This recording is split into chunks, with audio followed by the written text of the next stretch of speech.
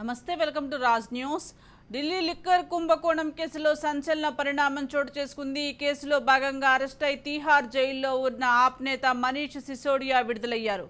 18 నెలల సుదీర్ఘ విరామం తర్వాత సుప్రీంకోర్టు ఆయనకు బెయిల్ మంజూరు చేయడంతో ఆయన జైలు నుంచి బయటకు వచ్చారు. జస్టిస్ బిఆర్ గవాయ్ ధర్మాసనం తుది తీర్పును వెలువరించింది. కొద్ది రోజుల క్రితం ఢిల్లీ ముఖ్యమంత్రి అరవింద్ కేజ్రీవాల్కు, ఇప్పుడు ఉప ముఖ్యమంత్రి మనీష్ సిసోడియాకు సైతం బెయిల్ మంజూరు కావడంతో ఆప్ నేతలు ఊపిరి పీల్చుకున్నారు.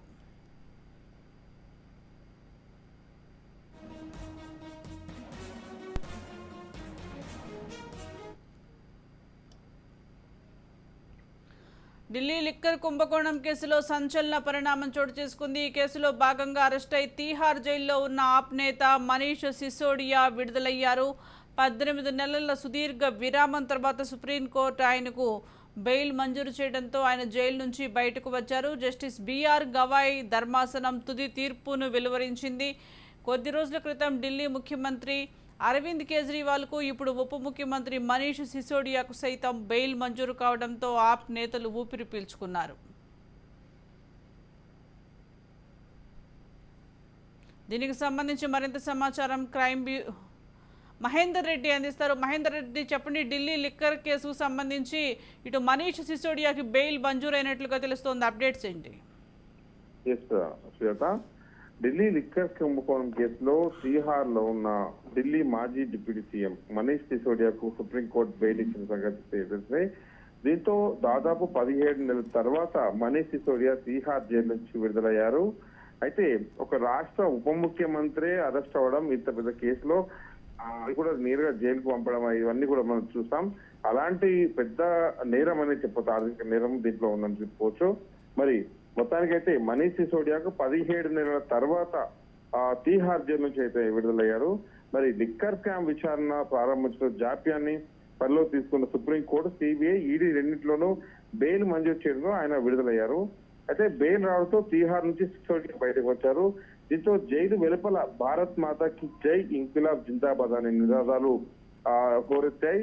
మరి సాయంత్రం 6:56 నిమిషాలకు మనీష్ సిసోడియా తన పార్టీ కార్యకర్తల అభినందనల మధ్య జైలు నుంచి అయితే రోడ్ మార్గాన్ని అయితే బయలుదేరాడు.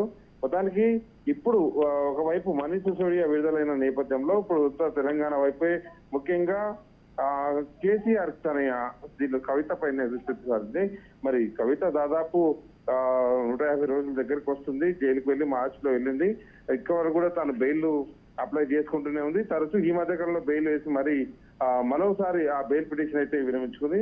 మరి ఈ నేపథ్యంలో ఏం జరుగుతుంది ఈ పరిణామంలో? మరి మనీష్ సిసోడియాకైతే 17 నెలల తర్వాత ఇప్పుడు బెయిల్ రావడం, మరి ఇప్పుడు 10 లక్షల వ్యక్తిగత పూచీకత్తు, మొత్తానికి 2 షూరిటీలతో ఆయనైతే విడుదల కావడం జరిగింది. మరి ఇప్పుడు కవిత ఎప్పుడు రిలీజ్ అవుతుంది? ఇదే కుంభకోణం కేసులో కవితనే కీలక సూత్రధారి, పాత్రధారి అనేటువంటి విషయాలు వచ్చాయి. మరి తెలంగాణ నుంచి ఢిల్లీ వరకు వెళ్ళిన ఈ కేసులో ఢిల్లీలో మొదట అరెస్ట్ అయితే పరపర జరిగింది. తర్వాత తెలంగాణలో కవిత అరెస్ట్ అవ్వడం జరిగింది. మరి ఇప్పటికే అప్రూవల్ గా మారిన వారు చాలా మంది వాంగ్మూలాలు కూడా ఇచ్చారు. మరి ఇప్పుడు ఢిల్లీ మద్యం విధానానికైతే ఈ కేసు గతేడాది ఫిబ్రవరి 26న సిబిఐ అధికారులు అప్పుడు సిసోడియాను, ఉప ముఖ్యమంత్రిగా ఉన్న సిసోడియాను అయితే అరెస్ట్ చేసిన విషయం మనకు తెలుసు కదా. అలాగే మరి ఇప్పుడు దాదాపు అరెస్ట్ అయిన 2 రోజుల తర్వాత సిసోడియా మంత్రి పదవికి రాజీనామా చేశారు. అప్పటి నుంచి 17 నెలల పాటు ఆయన జైల్లోనే ఉన్నారు. ఈ క్రమంలో బెయిల్ కోరుతూ ఈ మధ్య సుప్రీంకోర్టును అయితే ఆయన ఆశ్రయించడం, ఆ తర్వాత ఆ పిటిషన్ పైన విచారణ జరగడం. అయితే దాంట్లో జస్టిస్ బిఆర్ గవాయ్, జస్టిస్ కే ధర్మాసనం ఈ శుక్రవారం తిరుపతి వివరించింది. మరి ధర్మాసనం కీలక వ్యాఖ్యలు కూడా వచ్చింది. ఏ నిందితుడిని కూడా కాలపరిమితి లేకుండా జైల్లో ఉంచలేరు. కేసు విచారణ పురోగతి లేకపోయినా ఒక పరిమితి దాటిన తర్వాత మాత్రం వ్యక్తిని జైల్లో ఉంచడం సరికాదు. అలా కాదంటే ఆ వ్యక్తి హక్కులను హరించడమే అవుతుందని కోర్టు ఈ బెయిల్ ఇచ్చిన నేపథ్యంలో అయితే చెప్పడం జరిగింది. మరి మొత్తానికైతే ఆ బెయిల్ దరఖాస్తు చేసుకోవడం, ఉపశమనం పొందడం వారి హక్కు అనేటట్టుగా కూడా కోర్టు అయితే చెప్పింది. బెయిల్ అనేది నియమం, జైలు మినహాయింపు అనే విషయాన్ని ట్రయల్ కోర్టులు, హైకోర్టు గ్రహించాల్సిన సమయం ఆసన్నమైందని ధర్మాసనం అయితే వ్యాఖ్యానించిన పరిస్థితి ఉంది.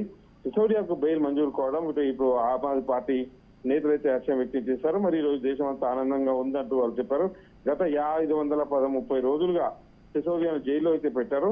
మరి పిల్లలకు భవిష్యత్తు అందించడమే ఆయన చేసిన నేరమా అని ఒక రకంగా వాళ్ళైతే సిసోడియా నేరమే లేదన్నట్టుగా ఒక వర్గం అయితే చెప్పుకుంటుంది. మరో వర్గం అయితే ఇలాంటి కుంభకోణం కేసులో ఏదైతే ఆపొచ్చి ఏదో ఉద్ధరిస్తుంది ప్రజలను, వీళ్ళు కేవలం వీళ్ళ లిక్కర్ స్కామ్లు ఇలాంటి స్కామ్లో ఇరుక్కోవడం ఇలా అంటూ ఒక వర్గం ఇవ్వడం.